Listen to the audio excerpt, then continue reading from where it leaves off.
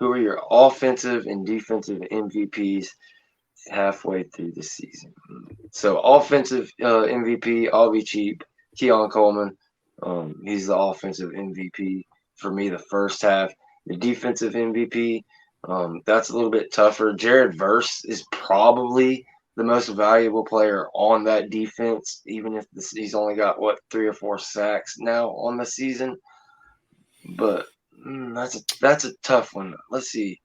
You want to? I threw the offensive one out there. You want to throw a defensive one out there? Man, Who do you think? Man, that is tough, man. It really is. Linebackers have played out of their minds too. So I could say a Tatum Bethune. I'm gonna go with Joshua Farmer. Okay. I'm gonna go with Joshua Farmer. Joshua Farmer has been the best defensive lineman out there, defensive tackle, I should say. Verse has definitely been doing his thing, getting double and triple teamed.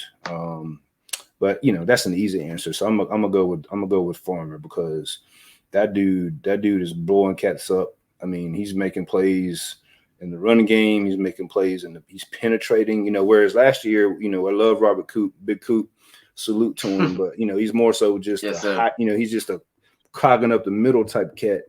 Whereas Farmer is just he's engaging cats, throwing them off, and making plays in the backfield, and that's what you need for a dominant defense for sure.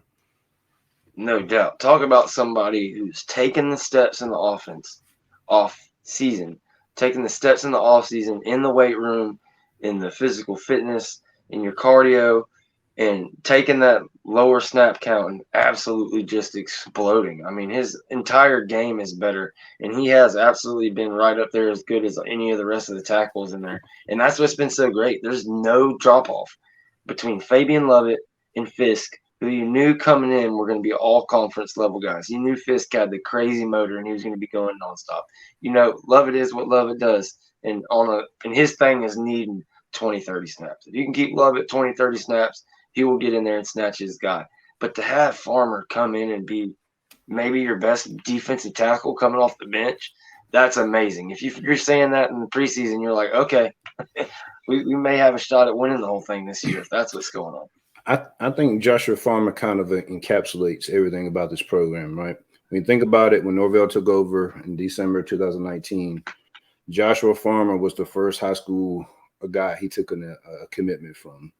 He's the first defensive guy. Yeah, first guy total. Okay. He was. I thought Rodemaker was the first, but I guess he was just the first quarterback. No, I mean I'm talking about, and that was whenever the transition class. I'm talking about a full recruiting class. I got you. Yeah, Farmer was 250 pounds, 3-star. He had offers, but nobody was really beating his door down. And to see him come in, especially knowing his background and his situation, at home, and to see him, put in the work in the weight room, see Josh Storms, put into that guy, see Farmer, put into himself and invest and see what's developed, over time. I mean, and it's almost like Farmer's development is kind of parallel with the development of the program since Norvell took over, right? You saw us just kind of just struggle. Then it's like, okay, progress. And now we're top, 4 in the nation.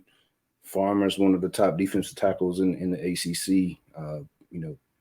Perfect kind of a description of what this program is all about and where it's going. Because, Farmer's going to be an NFL draft pick at some point.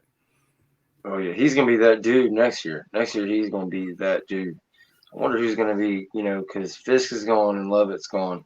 Who's going to be next? Oh, well, we got Darrell Jackson coming next year. I totally forgot about that. Farmer and Jackson, that's a pretty formidable pair up front right there. Another guy that's been unreal at defensive tackle is Malcolm Ray.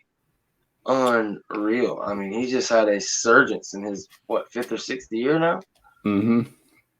And you said it with him being like one of Norvell's guys, but it's like you've got a little bit of everything. You've got some people left over from when Willie was here. You've got transition class. You've got the first portal class, the second portal class.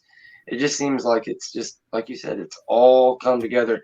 And for somebody, it's like no matter who you are, whether you're a transfer and you're playing it somewhere else right now and you're looking at Florida State, maybe wanting to come. If you're a senior in high school looking at Florida State and you want to come, no matter what your situation is, you can look at Florida State and see somebody doing exactly what you want to do. So that's pretty amazing. That's the thing. If you're a guy and you got 1 year left to play, and you're like, hey, I can go there and be a star. Keon Coleman, Johnny Wilson, on the offense, on defense, Jermaine Johnson.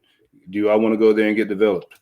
Josh Farmer, Robert Scott, Jordan Travis. I mean, all of the things that the teams used in the in the past as far as negative recruiting don't really have too much bite to them anymore, because they're gonna look at him and say, oh, okay, cool, well, look at this.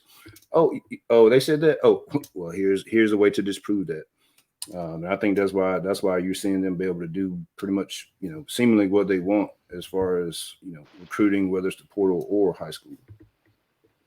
Yeah, absolutely love it. We're sitting at number 6 right now, but I have a real great feeling they're gonna try to make a run at number 1. I don't know if they'll hit it. They may end up number 4. Who knows? They could end up jumping up to number 2 or 3, get slapped back down and back to number 5 or number 6 before it's all said and done with. But they're not done, and they're going to make a run at that top position. I think we get Booker Pickett Jr. before it's said and done, and I'm ready to predict LJ McCray. I think we get him. I think we get LJ McCray. We got that final official visit. There's whispers about possibly an unofficial. If that happened and he showed up at the Duke game on the day he's going to commit, I mean, that'd be a dead giveaway, but we'll see what happens. I think with him committing this Saturday, it being that Duke game, just, I don't know, we're kind of centered up in his edit. I think we're going to get McCray, and that's going to be a big-time boost because he's just jumped up in the rankings, too. I believe he got his 5th star on 3, if I'm not mistaken. The good thing about the way they've done this class is they put in all the work. They've got almost every need filled, and now it's like, okay, you're not going to forget about the guys that are committed, but you got them. And it's like, okay, we need all of you guys to go get these 5 or 6 guys, right? So you see Charles Lester, KJ Bolden recruiting LJ McCray. You see Cromer recruiting LJ McCray, Jamari Howard, all these guys. That's kind of how you want to do it. You want to get everybody done. And it's like, okay, we're going well hunting now. We've got all our needs met for the most part. These are 5 or 6 difference makers that can really put us over the top, and that's what they're doing. So it's amazing to see for sure. No, there's no doubt about it. And another good point by Grillmaster. If you follow the channel, if you follow the site, I've been talking about Artavius Jones a lot, especially when we were talking a lot of recruiting earlier in the season. Artavius Jones, if you remember back a while ago, he was supposed to take a trip to Florida, and then I think Miami didn't want him to come to Florida State, and he did anyways. I've been expecting us to get that flip. I thought a while back. I had heard that it possibly could happen like any day now, back about a month ago. But definitely looking to get. I'm not sure. I don't have anything 100%. I'm not as confident as I am about LJ right now, but definitely could see that one too.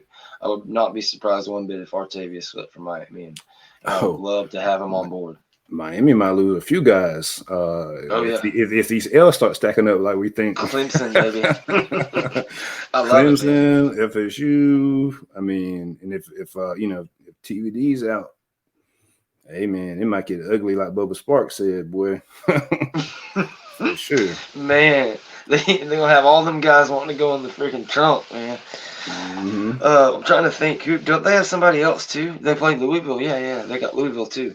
Yep. So they got Louisville, Florida State, and Clemson left on the docket. Yeah. Same thing with UF, man. These UF folks, I mean, they got their chest pumped out, and it's funny because they're talking all that smack about, oh, well, you only beat Boston College by 2 and all this stuff. You should have blew out Clemson and all this stuff. Well, they're 5-2, but it's like they acted like they won the Super Bowl beating 2-4 freaking South Carolina, who is god-awful this year, and they have their schedule coming up now. So Florida has to go. They got Georgia. They go to Mizzou. They go to Georgia, LSU, and Mizzou, and they get Arkansas and somebody else at home. Us at home. Arkansas and us at home. That sounds like a lot of L's. Sound like a lot of Yeah. L's.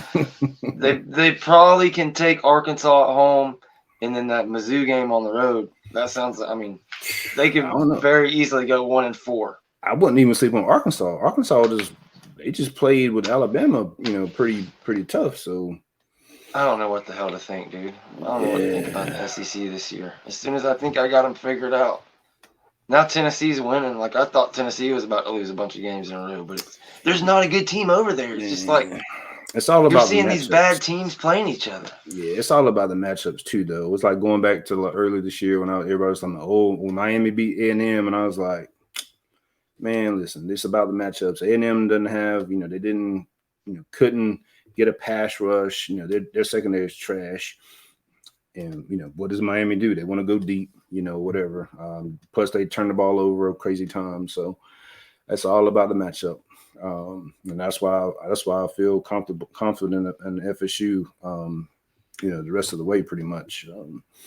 As long as, like I said, as long as they don't beat themselves with just have a crazy, weird game, multiple turnovers, man, I like them against the rest of the regular schedule for sure.